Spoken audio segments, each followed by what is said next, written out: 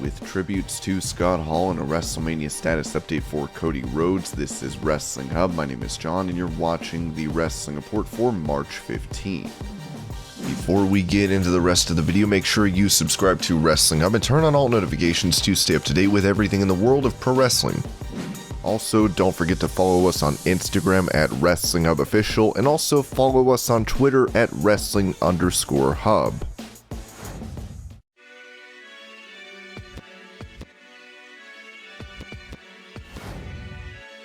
After the Monday Night Wars came to an end with WWE buying WCW, an invasion angle took place, pitting stars from different companies against each other. Talking about this time on the Kurt Angle show, Chris Jericho said that this angle could have gone on longer. There are a million things they could have done. They could have run that invasion pay-per-view for a year. The invasion pay-per-view was the highest payoff I ever got in the WWE besides 2 or 3 WrestleManias. I was in 12 WrestleManias and it beat 9 of them. That's how big it was.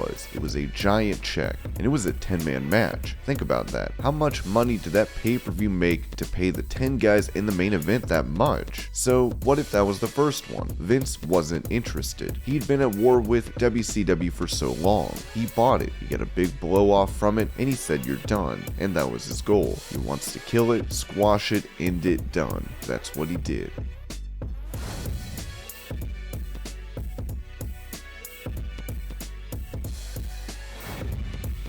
Following his victory over AJ Styles in a Boneyard match at WrestleMania 36, The Undertaker would hang up his boots as he is now set to be inducted into the WWE Hall of Fame. Talking about his decision to retire, Sheamus told the Dallas Morning News, "He's been there forever. I've seen him limp into buildings." And then an hour later, 2 hours later, he's doing all sorts of crazy dives and jumping around like he's 16 years old. He was a guy, anytime the bell went on, he made sure he was in the best shape that he could possibly be, and he always put on the best performance he possibly could. That's why I think he retired. There's still part of him that would love to keep going, but I think he knows that he can't perform at the level he set for himself.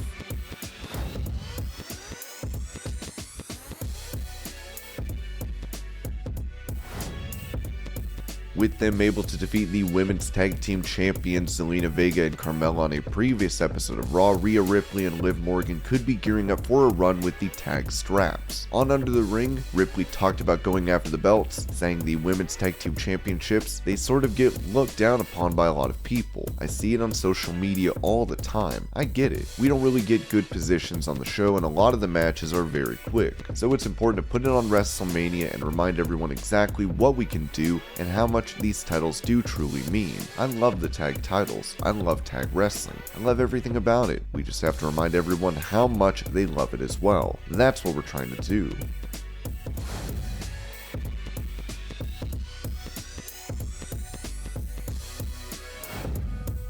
Winning the Face of the Revolution ladder match and then betraying MJF during his dog collar match against CM Punk, Wardlow looks ready to break out on his own. On the Believe in Pro Wrestling podcast, Wardlow touched on being able to cut promos. I was very excited to show that, and I'm excited to have the opportunity to have a microphone in my hand more often. But yeah man, I'm just ready to be myself. I've had to be the silent bodyguard, and realistically, there is a side of me that is very quiet and to myself, but I'm ready to show the world every aspect of Wardlow and everything that I can do because I have so much more to give than what people have seen. On this week's episode of Dynamite, Wardlow will get a shot at the TNT title when he takes on Scorpio Sky.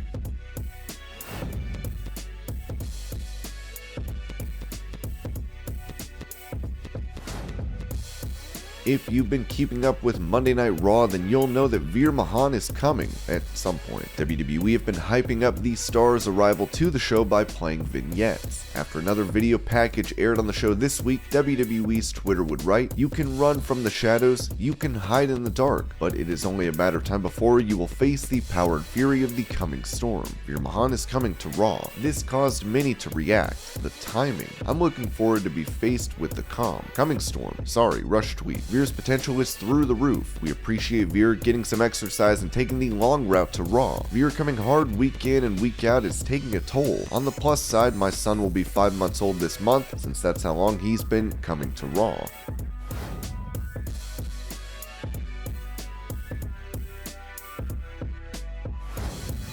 contrasting the products of WWE and AEW, Eric Bischoff noted on his 83 Weeks podcast that AEW is not doing enough to build relatable stories. I've been saying this from the get-go. I've been saying from day one, whether it's about WWE or AEW, it's a commitment to story, and AEW is proving my point. The fact that they have plateaued is proving my point. You can add whoever you want to your roster, and it won't matter beyond a week or two unless the audience is engaged in a compelling story that makes them look forward to next week, not because they're just wrestling fans and they want to see a 4-star Tokyo Dome match. No, that's not going to grow the audience. That's going to satisfy the audience you already have. If you can have that phenomenal athletic match, great, and it's the payoff to the story, that's excellent. That's perfect. But if you're not building stories that people focus on, talk about, relate to, and make the fans want to come back every week and see where it's going next, if you're not doing that, I don't give a damn. You could take WWE's existing roster, bring it over to AEW, and nothing is going to happen. It's story, and first of all, you have to have a basic understanding of how to tell a story, and I don't see it. I see it in WWE, and I don't see it in AEW.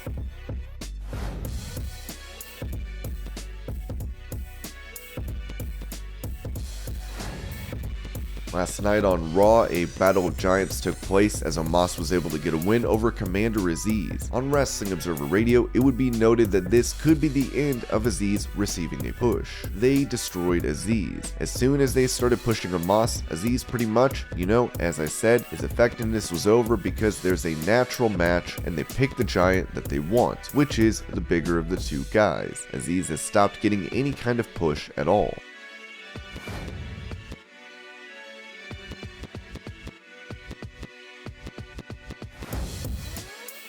With Dolph Ziggler making his way from Raw to NXT and becoming champion, it seems WWE now has a plan to continue sending a Raw superstar to the brand every week. With it said on Wrestling Observer Radio, yep, we'll see how that does. That's the big thing. The strategy to build the developmental brand is to have a star from Raw on the show almost every week, and to plug that on Monday to build to Tuesday. They didn't shoot any angle on the show, but they did plug, Miz being there with Dolph Ziggler. No Braun Breaker. Braun Breaker and Ciampa, they were supposed to be on the weekend shows. Breaker was on the weekend shows. Ciampa worked today's Monday show, but he was on main event. He was not on Raw, so they've been around.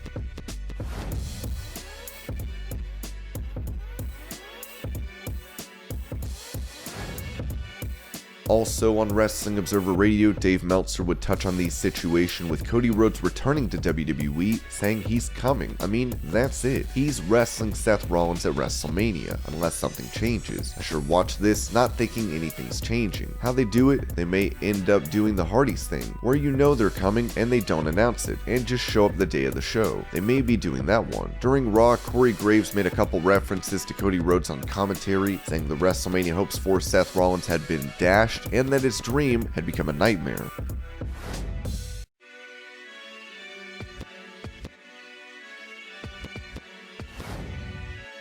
After suffering heart attacks from a recent hip procedure, Scott Hall would be placed on life support as he passed away yesterday at the age of 63. Many in the wrestling community have taken to Twitter to pay homage to the bad guy. I'm gutted, lost a brother. I love you, Scott. I'll see you down the road. He wore that shirt every week, and had the rest of the NWO, Hulk, Dusty, Macho Man always shout me out on live TV while I was out with a broken neck. Just one example of what a good friend he was. Rest in peace. I love you, my friend. Scott Hall was a towering figure among his contemporaries, a legend inside and outside the ring. My deepest condolences to his friends, family, and everyone who loved him. Rest in peace. Bad times don't last, but bad guys do. Rest in peace, Scott Hall. Always enjoyed being around the bad guy, one of the best minds and workers in the business. He and Kevin Nash changed the business for the better. Rest easy, friend. My brother has gone on to Valhalla to raise some hell. The bad guy till the end. Yo, Death, what's your finisher? Can't wait to kick out. He may not have kicked out, but he wasn't gonna put that MFer over clean. Kevin Nash, love you and miss you more. Godspeed, rest in peace. Hulk Hogan would also remember Hall, saying this at his restaurant in Tampa.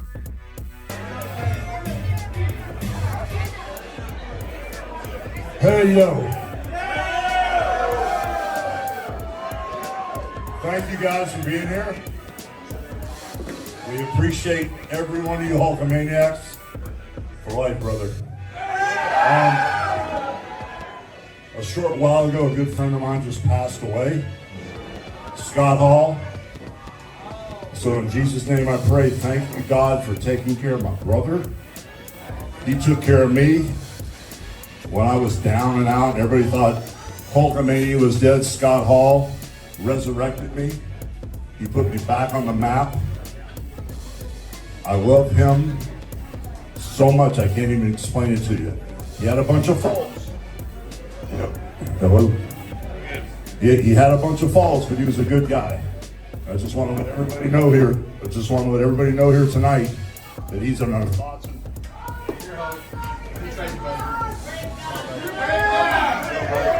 No, yeah. Anyway, I just want everybody to know that he's in our thoughts and prayers tonight. And he just passed. I had a real hard time getting my act together and getting over here. But I love you too, baby. But bad times don't last, but bad guys do. Okay? So, for the original bad guy, Scott Hall, that took, hey, yo, is right, mother. For the original bad guy that took Hulk Hogan and taught Hollywood how to be a bad guy, I got nothing for love, for life, brothers, all right? So the last thing I have to say is thank you once again, and I gotta do this because he's the guy, he's the man. Stone Cold Steve Austin, the Rattlesnake, in honor of him. There's been a bunch of controversy because I said Ric Flair was the greatest wrestler of all time, but it really could be Stone Cold. And we're ready to party now because if Scott Hall was here, he would party with us. Believe me. And this was your Pro Wrestling News Update. I hope you're all having a great day. Thank you so much for watching, and I'll see you later.